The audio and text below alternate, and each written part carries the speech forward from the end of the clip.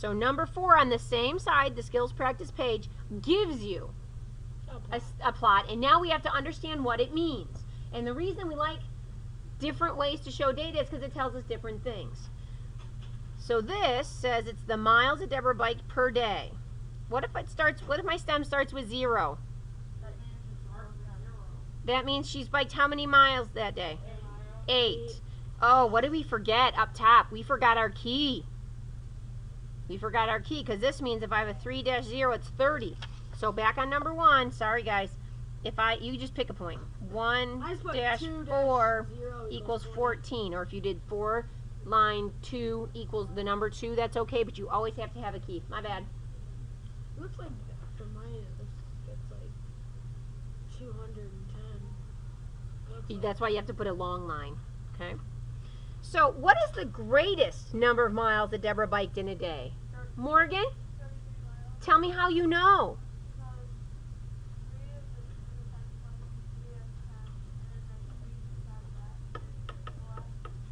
You know what I love? I love that she put a label on it right away. Because anytime you have a story problem, you can't just give a number. You have to give a label. Awesome. Great explanation. That's the biggest stem. That's the biggest leaf in the stem.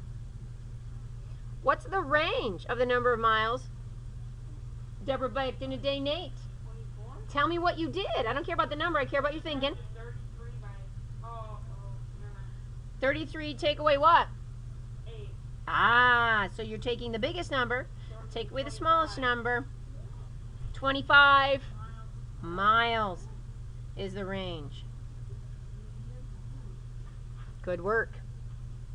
So we, even though we're looking at a different way to display data, can find the same information pretty quickly. How about the median?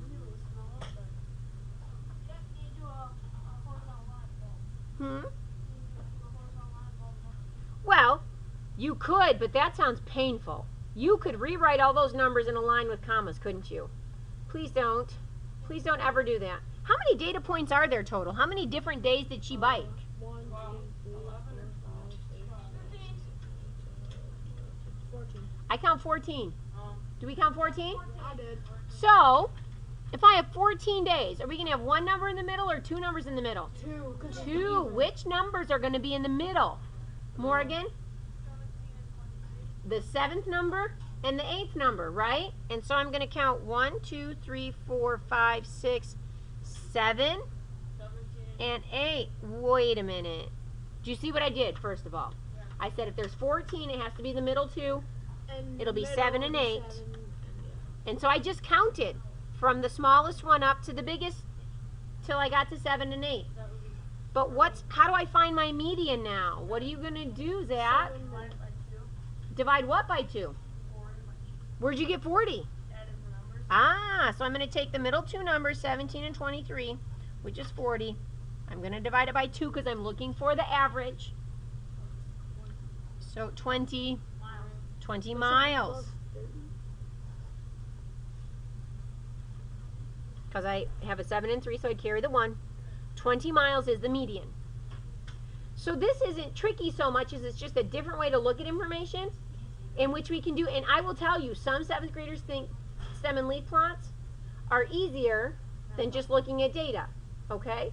You are going to finish number 2 and number 3. I want you to see you make 2 plots. You have to have a title, you have to have a key, you have to have your stem and leaves marked. On the back side, you're going to make another one, because today you have to be able to make it. And then again, you are going to be able to answer questions using them. This is how can we take data and make sense of it. I have an answer key up front. When you're finished, come on up. What questions do you have?